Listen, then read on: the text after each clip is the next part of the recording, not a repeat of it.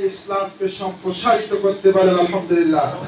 সম্মানিত ভাইরা, আপনারা লক্ষ্য করেছেন বাংলাদেশ জামাত ইসলামী বাংলাদেশের টেকনাফ থেকে তেতুলিয়া, সুন্দরবন থেকে বান্দরবন তথাপি বাংলাদেশের সীমানা পেরিয়ে গোটা বিশ্ব জুড়ে একটি শ্রেষ্ঠ ইসলামী সংগঠনে পরিণত হয়েছে, বলেন আলহামদুলিল্লাহ।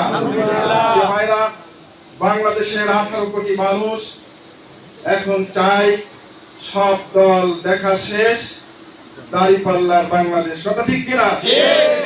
এই স্লোগানে বাংলাদেশের মানুষ সামনে আরেকটি আন্দোলন করতে চায়।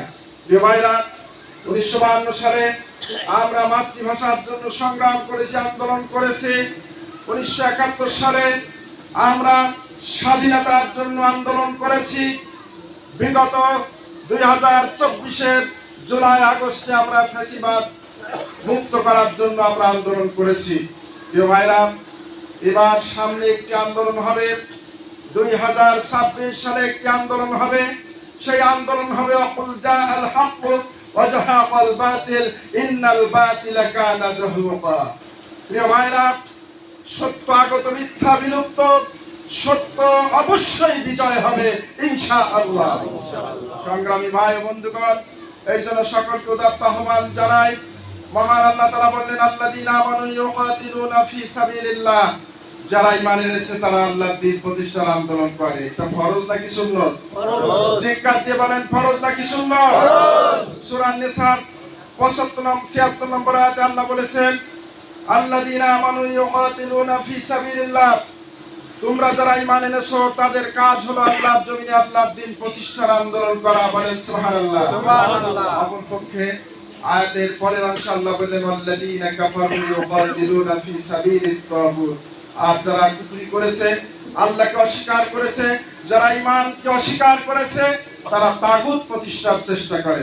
সংগ্রামী ভাই বন্ধুগণ, সকলের কাছে উদাত্ত আহ্বান রাখতে চাই, আসুন আগামীতে একটি সংগ্রাম হবে, সত্য আর মিথ্যার সংগ্রাম। সেই সংগ্রামে বাংলাদেশ জামাত ইসলামের পতাকা তলে বাংলাদেশের সর্বস্তরের মানুষকে নিয়ে এমন একটি আন্দোলন গড়ে তুলব, যে আন্দোলনের মধ্য দিয়ে বাংলাদেশে সংসদে ইসলাম কায়েম হবে ইনশাআল্লাহ। তার জন্য আমাদের প্রস্তুত থাকতে হবে। প্রিয় ভাইরা, আমরা গালির জবাবে ফুল দিতে চাই। গালির জবাবে আমরা কি দিতে চাই? আমাদের যারা গালি দেয় আমরা তাদের ফুলের শুভেচ্ছা জানাই। যারা আমাদেরকে গালি দেয়, আমি আপনাদেরকে বলবো, রাতের শেষে আপনারা শেষদায় যে তাদের নাম ধরে ধরে মহান মালিকের কাছে ফরিয়াদ করুন। আল্লাহ যেন ওই ভাইদেরকে এই মহান কাফেলায় শামিল করে দেয়। বলেন আলহামদুলিল্লাহ। প্রিয় ভাইরা, আমরা দেখতে পাচ্ছি বাংলাদেশের বিভিন্ন জেলা থেকে প্রতিনিয়ত শত শত বিভিন্ন দলের নেতাকর্মীরা এই মহান সংগঠনে যোগদান করছে। প্রিয় ভাইরা, এই জন্য আমাদের কাজ করতে হবে। আমরা শাসক হতে চাইলে আমরা সেবক হতে চাই।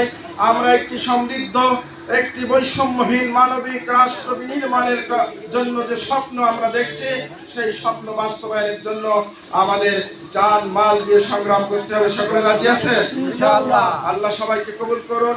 আবার দেখা হবে কোনো একদিন। তত সময় সুস্থ থাকবেন, ভালো থাকবেন, সেই প্রত্যাশা রেখে সকলের সর্বাঙ্গীন কল্যাণ কামনা করে আমি আমার সংক্ষিপ্ত কথা শেষ করছি।